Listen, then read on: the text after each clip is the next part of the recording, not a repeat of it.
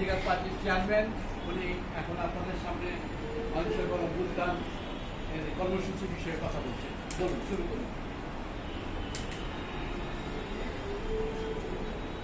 আসসালামু আলাইকুম ওয়া রাহমাতুল্লাহি ওয়া বারাকাতুহু। সম্মানিত উপস্থিতি, আপনাদের সামনে অহিংস গণ অভ্যুত্থানের নেতা খুব সুন্দরভাবে চুল চেরা বিশ্লেষণ করছেন বা করলেন। আমার মনে হয় না আর নতুন করে কিছু বলার আছে। তারপরে আমি গভীরভাবে একটা কথা বলতে চাই। ফুল ফুটে ঝরে যায় দুনিয়ার রীতি, মানুষ মরে যায় রেখে যায়। এই গণ অভ্যুত্থানে আপনারা আজকে সংগ্রাম করছেন, আন্দোলন করছেন, শ্রম দিচ্ছেন। আপনারা মারা গেলেন, তারপরে হয়তো এটা বাস্তবায়ন হবে, তাহলে আপনাদের কি লাভ হলো?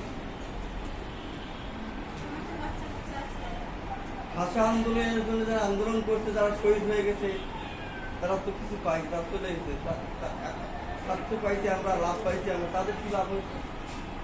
তারা হলো ইতিহাস।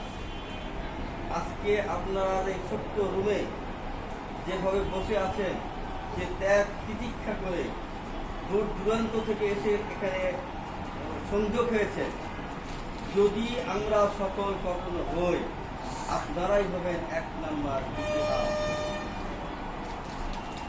মনে হয় বুঝাতে পারছি তো।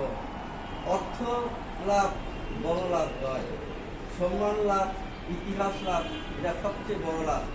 যারা ইতিহাস অর্জন করছে, যুগে যুগে তারা জীবিত, শত শত বছর তারা জীবিত, মরেও জীবিত। আর অর্থ লাভ যারা করছে, মরে গেছে, পরে যে ছেলে মেয়ে সব ভাগ ভাগা করে তার কিছু হয়।